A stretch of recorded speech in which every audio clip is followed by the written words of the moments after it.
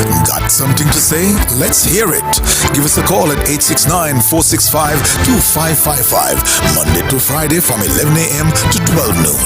One solid hour of in-depth analysis of the machinery that makes our country tick. The Edge, cutting into the matters at hand.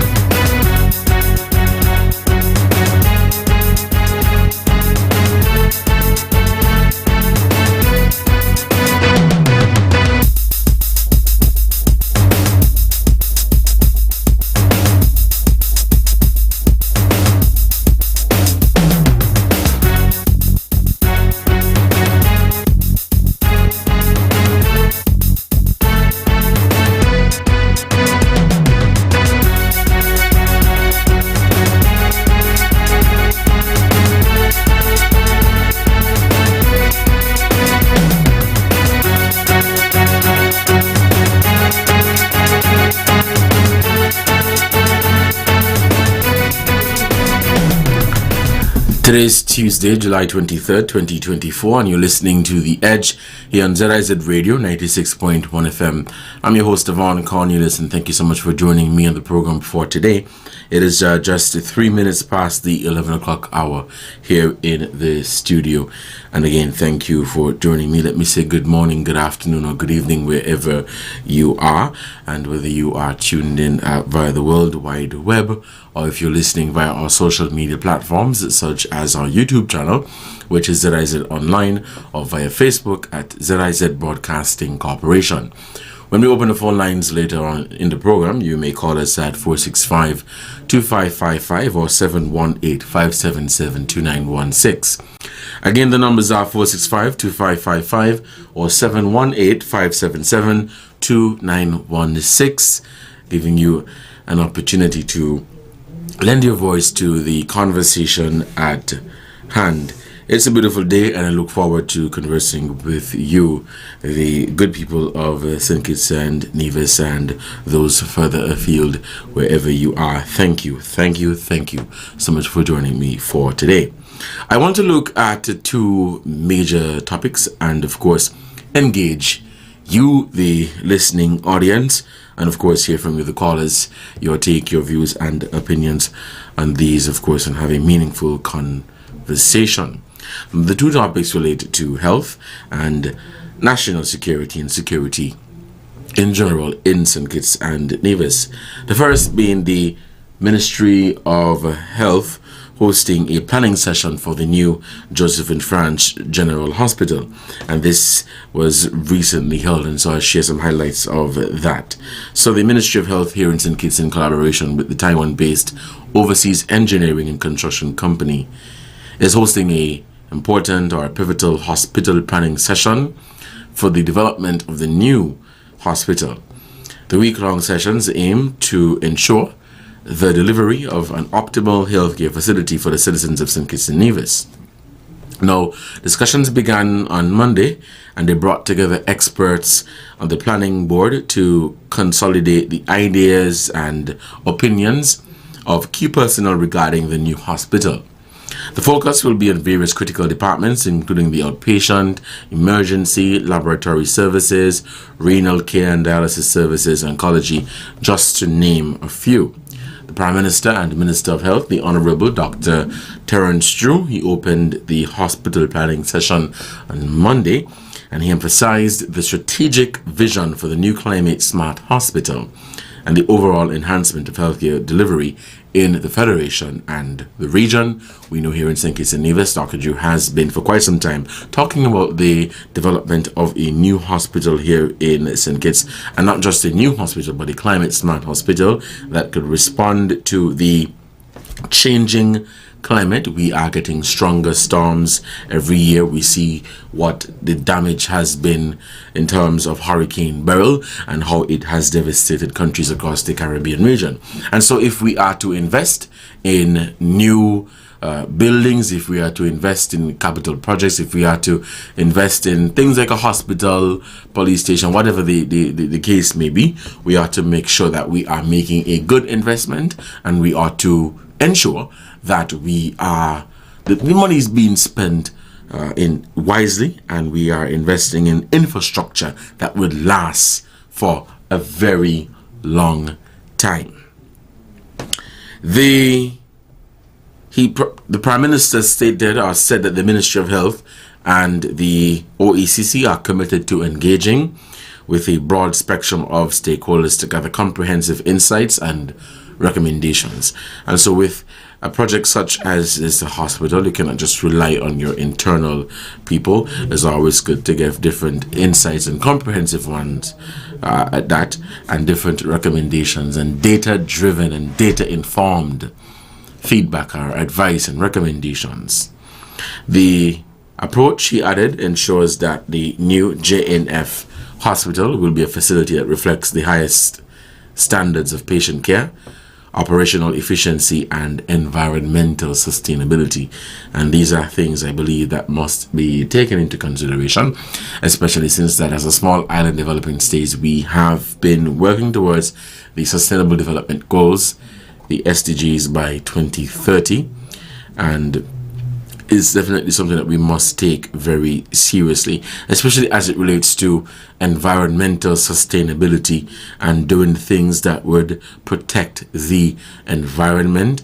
Unfortunately, here in the Caribbean, we don't take these things very serious, but year after year, we continue to deal with the harsh effects of climate change. As I mentioned earlier, the storms that are intensifying, they're getting stronger and stronger, and we must begin to build infrastructure that could withstand, infrastructure that could still be there after these storms have passed. Yes, they're going to come and they're going to pass, They're going to come and they're going to wreak havoc and devastation, but we must begin to prepare, and we cannot wait at the last minute. And if we are going to invest in new infrastructure, we ought to ensure that the infrastructure can withstand what is to come. Building codes has long been a topic that has been under debate for quite some time in terms of strict adherence to building codes. And unfortunately, there are some contractors who shortchange people. You have entrusted them to build your house, to secure your property. They take all of your money and all of your investments, and they leave you there. And as we said, dog dead with you, because you've invested your money, and now you're living in your house brand new, which you think, okay, my house will be able to stand up against a hurricane. A hurricane comes in, the hurricane gone, and the house gone with the hurricane. And I've seen this happen to people right here in St. Kitts and Nevis, because there are contractors out there who like to shortchange people. All you need to stop it. And this is a conversation I believe that must be had. But to go back to what I was saying, we have to begin to continue to, let me say that, build infrastructure that could withstand with the threats of climate change. And not just hurricanes, but buildings that are climate friendly or energy efficient, where it could recharge itself. You have solar panels on the roof, or a section for solar panels to absorb the energy, or you could have a system where I think Koi has a system in place where once you exit the room, well, the guest rooms, that is, when you exit the room, everything powers down, or some things power down, right? And that is designed to conserve energy. So we must begin to think like this. And then, of course, you outfit the infrastructure with water conservation capabilities. And so saving water. We know the challenges that St. Kitts and Nevis and countries across the region continue to have or continue to experience as it relates to water shortages, and we must begin to change our bad habits. We must begin to change our mindset. as it relates to saving water. With regards to the session for the new hospital, the session will continue throughout the week, culminating or ending in a detailed roadmap for the construction and operation of the new hospital. The Ministry of Health in the statement says they extend its gratitude to all participants for their invaluable contributions and insights in this significant project. It's 11 minutes past the 11 o'clock hour, and you're listening to The Edge here on ZIZ Radio 96.1 FM. We'll take a break, and when we come back, we'll continue our conversation here on The Edge. Stay tuned. I'll be right back. Throughout the Caribbean, we boast a diverse abundance of flora and fauna that adorn our countries. This diversity follows through to our people, communities, and families. As a doctor, I treat my patients with respect and understanding, without stigma or discrimination, no matter their sexual orientation, practice, or belief. Remember, everybody deserves a fair treatment. As a mother and healthcare professional, I believe all Caribbean children should be safe, happy, and healthy.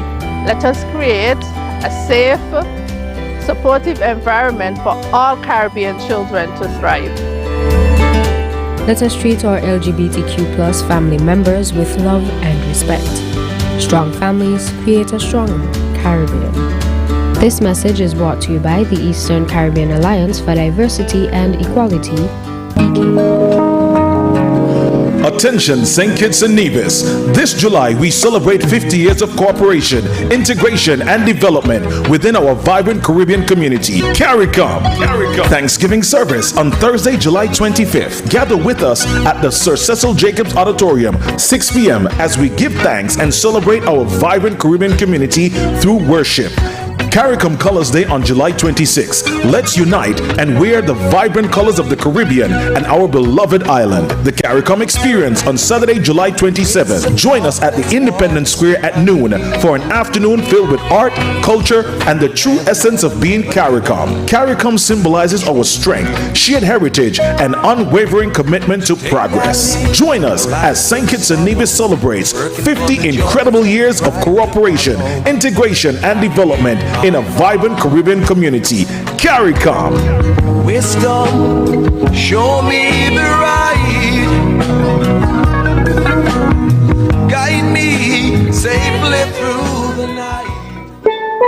It's the Golden Jubilee celebration of Nevis's Culturama Festival, and 6 schools will contest the Culturama 50 Republic Bank Mr. and Miss Talented Youth Pageant, but there can only be one winner. Who will it be? Representing the Ivor Walters Primary School, home of the Mustangs, are Kimani Lawrence and Zenobia Johnson, proudly sponsored by the Nevis Cooperative Credit Union Limited. Representing the Elizabeth Pemberton Primary School, home of the Lions, are Dylan Elliott and Zakir Stapleton, proudly sponsored by Lefco Equipment and Rental. Representing the St. Thomas's Primary School, home of the Jaguars, are Alwyn Douglas Jr. and Kayecha Nisbet, proudly sponsored by National Caribbean Insurance.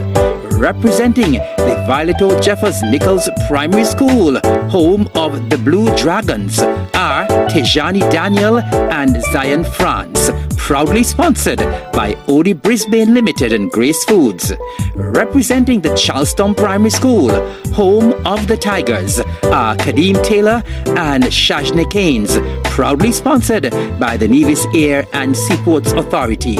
And representing the Joycelyn Liebert Primary School, home of the Falcons, are Natram Mathura and Alicia Hendrickson, proudly sponsored by Clive Evelyn Construction. So, mark your calendars to be at the Nevis Cultural Complex on Tuesday, July 30th, 2024 from 7 p.m. to witness the highly anticipated Republic Bank Mr. and Miss Talented Youth Pageant as 6 schools battle for the prestigious Culturama 50 title of Mr. and Miss Talented Youth. Admission, children 12 years and under, $25. General admission, $50. Gates, $60. Tickets can be purchased at the Culturama Secretariat box office in the Cotton Ginnery Mall and online at www.culturamanivis.com. So don't miss the chance to represent your school in the Culturama 50 Republic Bank Mr. and Miss Talented Youth Pageant. Miss it and you will regret it.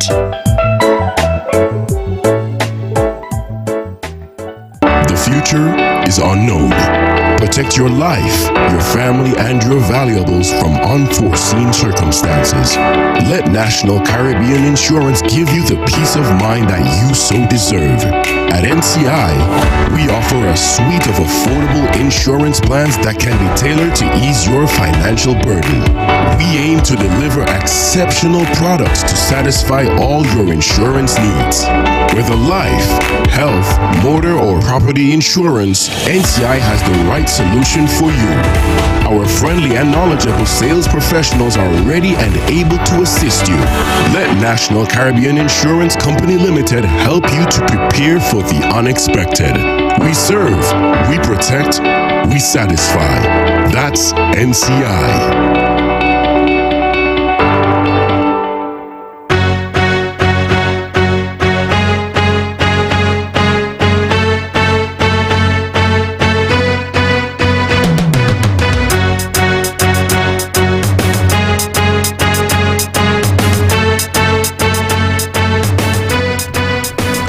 Welcome back to The Edge in ZIZ Radio 96.1 FM.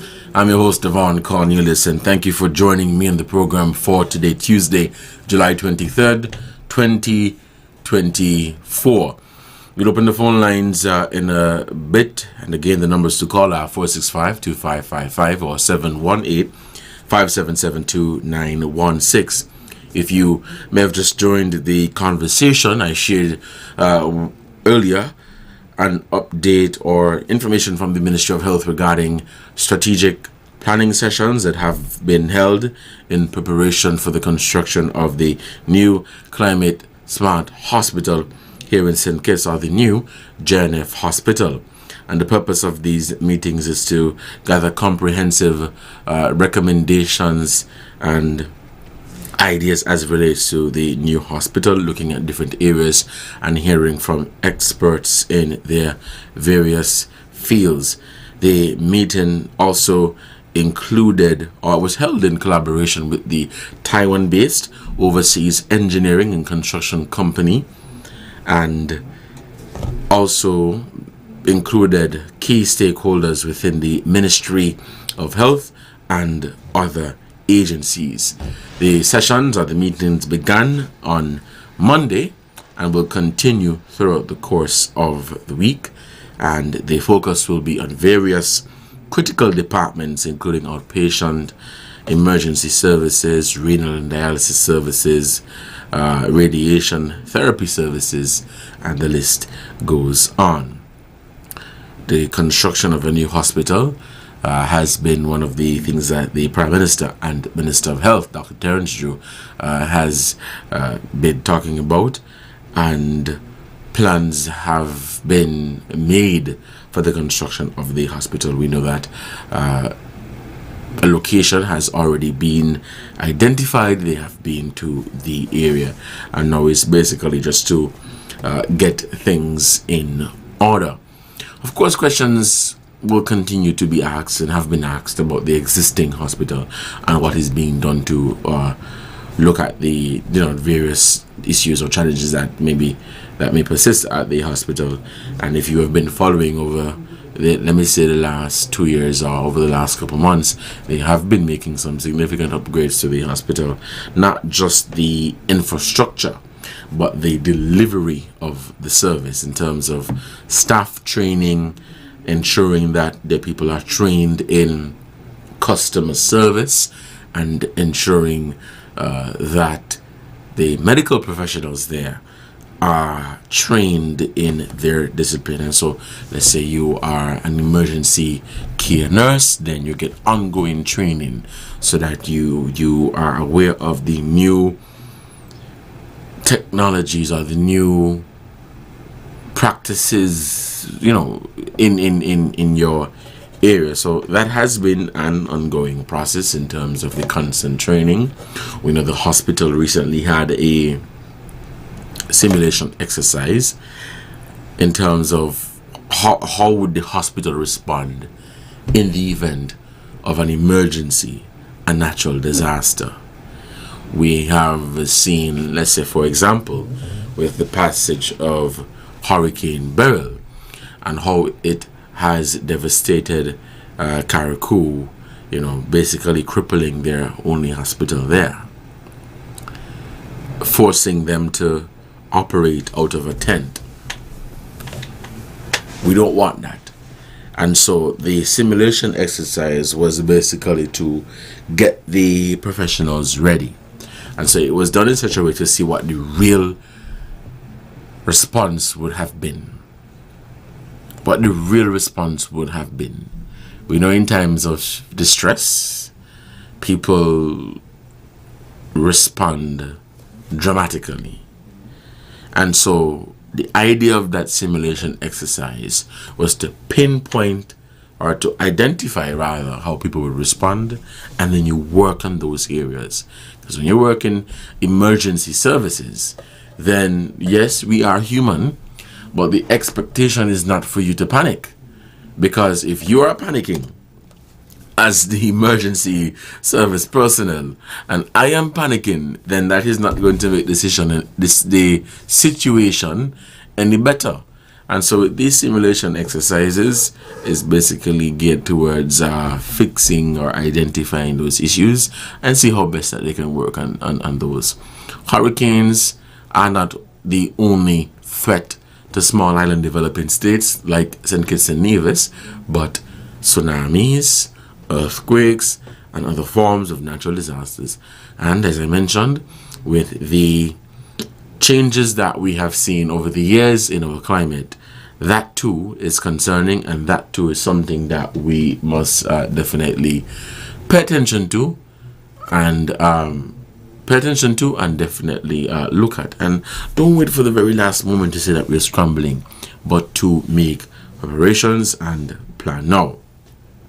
I want to shift the conversation just a little bit and talk about national security and the surge in gun violence and how this, I would say, continues to affect the development of our country. And this is a conversation that I know is for a fact very passionate.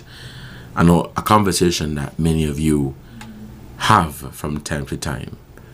Whether you have this conversation with a family or a friend, or casually you have the conversation with your neighbor about people resorting to or turning to violence.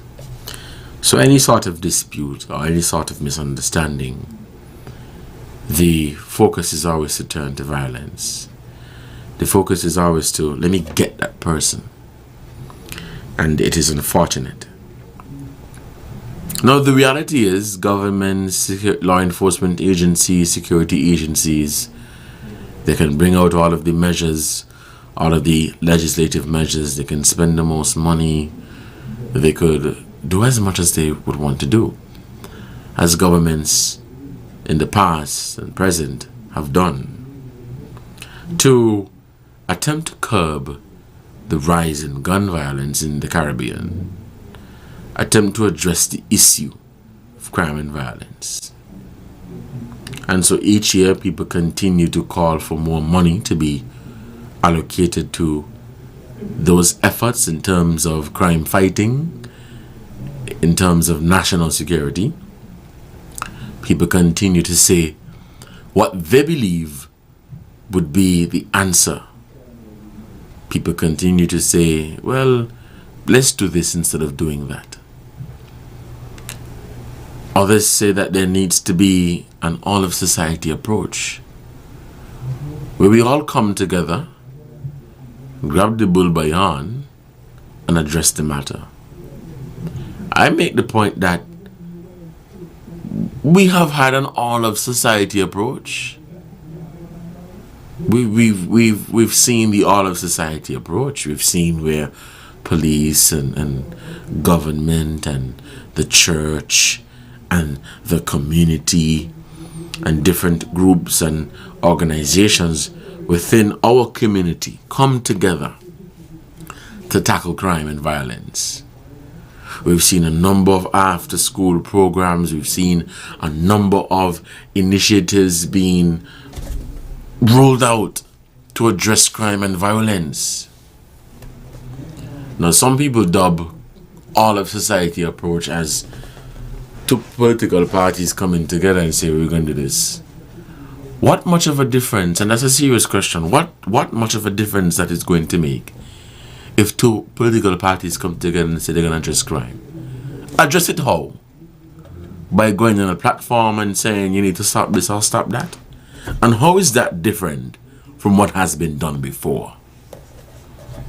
How is that proactive? How is that helping, apart from the practical sessions and the actual initiatives that are being rolled out on a daily basis, and not from government, but from all sections of the society and the community? So it brings me back to the question, do we really want an all of society approach, or we like how it sounds? We like when we say we need an all of society approach, but do we want it? And that is a question that you must sit and think about. Sit and think about that question. Do some deep thought about that question. Because you're going to say we want an all of society approach. But whenever the programs and initiatives are rolled out, whether it be from the church or the police or whoever, then we don't allow our children to participate. We don't allow them to be engaged in these programs. You might have a child, and your child, in your eyes, may be good, perfect. Not perfect, but good. But some of the programs are early intervention programs, where as early as a toddler, they're starting to show signs of wanting to be delinquent. And sometimes we brush these things aside and say, well, he's just a child. And that child grows up to become a domestic terrorist. That child grows up to become a serial killer, a murderer. That same child, you said, is just a child. So, yeah, we need an all of society approach. But what is the all of society approach? And do you really want an all of society approach if you are not playing your part? Now, I'm not going to sit here and act as though the system is perfect and that you are the problem. But sometimes these conversations are necessary. These very hard and difficult conversations, sometimes they are necessary. And sometimes you need to sit down and really do some deep thought and think for ourselves in a situation like this. How am I helping? How am I contributing? How am I making a difference in my community? You know, if I see something, am I gonna pull that child aside? Or we live in a community now where you can no longer correct your neighbor's child. Or we live in a community now where when you attempt to correct your neighbor's child, your neighbor basically shame you off, but you're trying. Yes, things have changed, and I'm not gonna sit here and act like this is the 60s or the 70s, not saying the 60s and the 70s are perfect. But we have a real problem on our hands, and it comes down to people and their mentality, and people and their mindset, and people and their hearts and their wicked ways. And I maintain that you could spend all the money you want to. You could have the largest budgets. I'm not saying that you shouldn't. You could have all of the different initiatives, all of the fancy words. You could come and give the best speech ever. In order for there to be real change and real movement in tackling crime and violence and telling these criminals that they're cowards, we must work together. Because really and truly, they are cowards. They are. It's 11:31. You're listening to The Edge. You'll open the phone lines now and we'll begin taking your calls. 465-2555 or 718-577-2916. That's 465-2555 or 718-577-2916. The phone lines are open. Call us today and give us your take on the topics that I have raised for the morning, whether it's the health situation, the Ministry of Health meeting for the new hospital, or this one. Phone lines are open. We take your calls. 465-2555 or 718-577-2916. We have a caller? We'll take this call.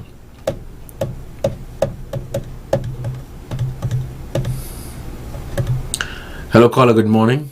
Yeah, good morning, Devon. How are you doing? I'm good, man. All right. First, let me tell you have a good deputy moderator. He did a good job yesterday. All right. Thank you. So I'm giving him his flowers while he could see them and smell them. You're up my street with this crime thing.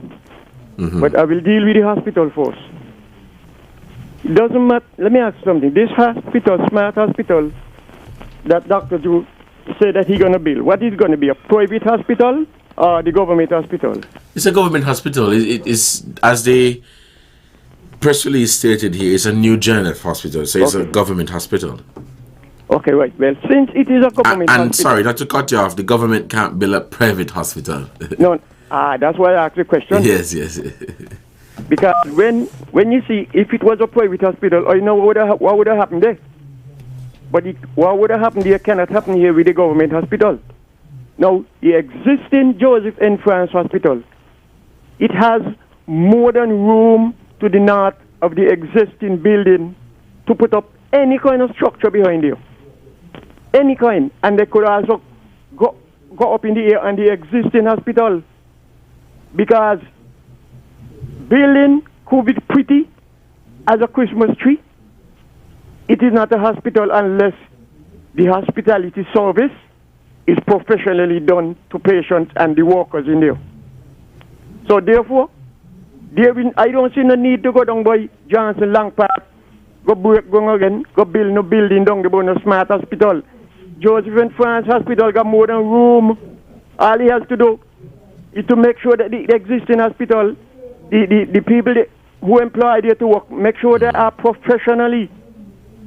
But what difference would it make if you have the hospital a new one constructed to so what is the difference in having it constructed at a different location?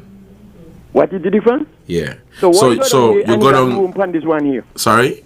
Why you go to a new place, a new location, and he got the same amount of space location on this existing one here? That is what I'm saying. To the back up there, got a load of room in a Devon. Yeah, I'm not disputing that. But the new area that they identified, I know you're saying that the same amount of land down there, in terms of the acres, is the same amount up by the existing hospital? Sure. Exactly. The hospital behind here, the length of behind here, it is about 100 meters from east to west. Okay. And he got more than 50 meters going to the north from the existing wall. And the existing buildings behind here, they have solid base to go up in the air. Anyway, let me go up on the crime thing now. Devon, for years, a lot of people been talking about this crime. And all government in the whole world, especially in the Caribbean, they know the solution to the crime, you know. But a lot of them ain't touching it, because if they do the solution that been explained to them, is either you choke me with a needle, or you shock me with electrical power, or you put the thing around my neck. Capital punishment. Because I don't think that's gonna work. Somebody murder somebody and they ain't doing nothing, whether they do something yes or not. You hear, caller? Eh? Not to cut you off, I don't think that's gonna work. You know why it's not gonna work? You don't think so, but I could tell you, shut. But we've done that.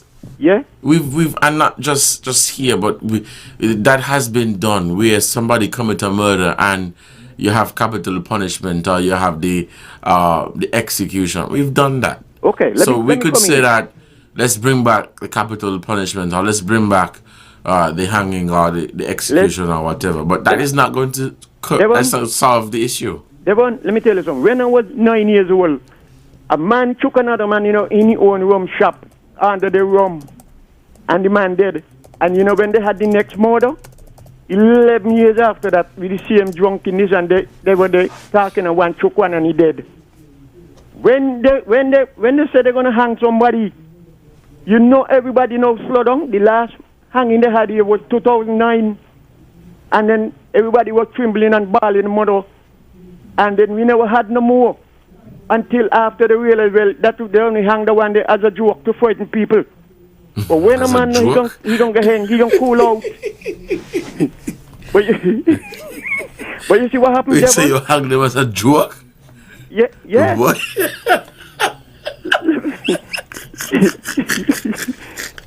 Well, that's a hell of a joke. Let me tell you something, man. Let me tell you something, You know why a lot of politicians in the parliament, them don't like to touch that capital punishment? Because they're watching the X more than people life. Because some of them feel, well, boy, if I hang Mr. Joe, and Mr. Joe got 8 relatives in there that vote for me, we ain't going to get the 8 vote. So a lot of government around the world watch that, the X. All right, caller. Thank you, Devon. Thank you so much for your contribution to the program. The phone lines remain open and we take your calls 465-2555 or 718-577-2916. Call us and lend your voice to the conversation at hand. Very great conversation we've had. Excellent points made there by the caller. But I this thing about the capital punishment, I don't know why. I don't feel like it does much. I don't feel so. I don't feel it does much. I made the point here one time ago, right, that if a man is hell bent on killing somebody, there's something that you can do in that 2 minutes or however much time is there, right, to stop them. If a man get up this morning and say, "Oh, you gonna do over do such and such," nothing you could do to stop them. Let's head back to the phone lines. Caller, good morning. You're on the air. Yes, Mr. Vince is so right. Because we never used to get these more one Friday night, one Saturday night. We never used to get them there. Right? Very real. Right? Coming up, it take a whole year somebody may just kill somebody may would have killed somebody and he done. This happening too often and it's like a joke now to them. Because nobody can hanging, so I believe with what Mr. Culture say he right. We need to bring back capital hanging because of the punishment, because things are going to... How the people are walking the place and rob you and all them, they like it's a joke? You only here going to pay my people them. I don't know if it's one of the workers try to play mass now, but all them, is to here. But Batsman used to drive from the estate to estate, paying people, and you never used to hear them do. Something got to be done, man, what's going on, because this thing ain't going good at all. I'm frightening. So to me, I have a little business in town, they see me a misstep, they just run out the car, running to me because I'm out there, misstep out the sitting and demanding money. And then me get and give me a gun butt. Maybe that's the last gun butt I will get. They need to do something about it. And with the hospital, I am so agree with them. To put down this thing, they say coming soon. To get the MRI thing. Well, how big that machine be? I wonder if it's big like one of them, they call them freezer where they don't got up in the cold, in business place like ocean cold storage. Because there's a little thing you got corner when you can't come in for the hospital. Right on the left and the right hand side going around there, there's a place in there could put that. All right. I remember they fixed it up. But when who take over the country after 2015, ain't do nothing. There's an office in there for that. A place in there for that where you got to go dig down hill and can't miss the culture. Enough room to the back there, you got to go down West Farm for. You have a lot of room if you see the hospital from the sky. You look large. All right, and in charge. You don't know what happened and the bugger go break round there. Who they want to give money, eh? This thing I get to people and because the money just go on the Devonne and nobody know where the money will go. You like you come and your blow. Yeah, that thing I used to call still cotton. We used to like play it as a trial, put it in you and then you blow it and you watch it, you know, just waving going. All right, caller. All right, we want to take some more calls. Okay, so thank you for your contribution to the program. It's 11:41. The phone lines remain open and we take your calls. Let's take this call. Good morning, you're on the air. Hey, good morning, Devonne. Good morning. First, I want to thank God for life.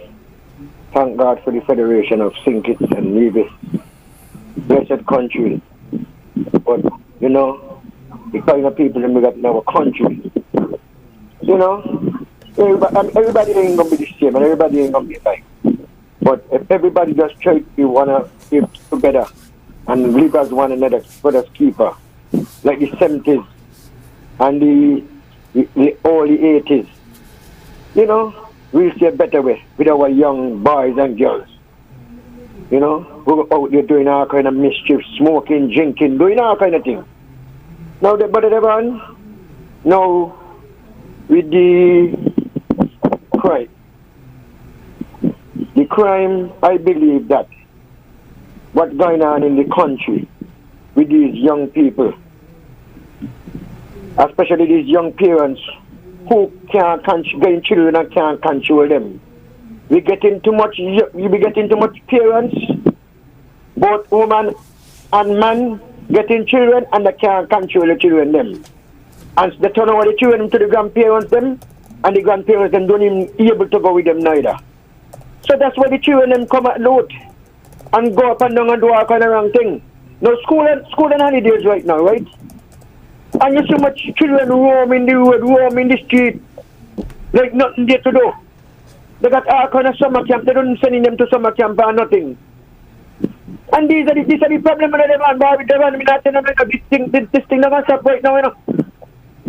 If we don't hold hand and government don't do something, the law enforcement don't do something serious with these parents, with these children where they get in and the road idling, doing nothing and just causing all kind of mischief.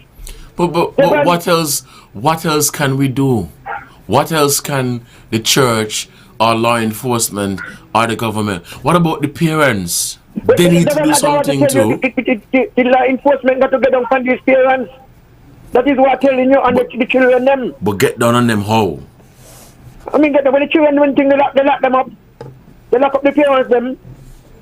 You can tell me a primary school child go in a man house got thief. Or got stone, hit somebody with a stone, hit him in the eye. What a parents who control a child? I remember back in the 70s, a lady went to jail for she daughter, you know. She daughter, they go to school, and the lady, they go back for her. That time was Arundel and those guy was magistrate. Then sentenced the lady for go to jail for she daughter, and the daughter was going to school. Something got to happen, because these parents just can't children and I study them. All right. Me see to myself.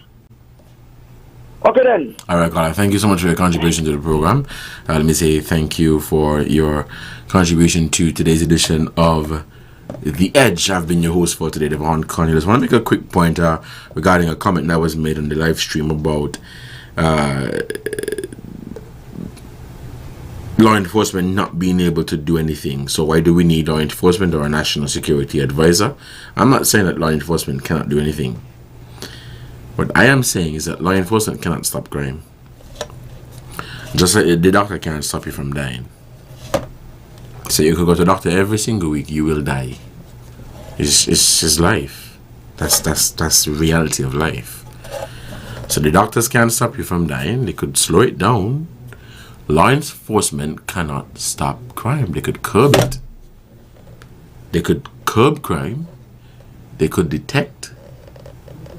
But if a man got up this morning and they said he going on the road to kill somebody, or he going to rob somebody, there's nothing that could be done within that short space of time to stop him. You've been listening to The Edge for Tuesday, July 23rd, 2024. Until next time, you guys, stay safe and have a good one. Bye-bye.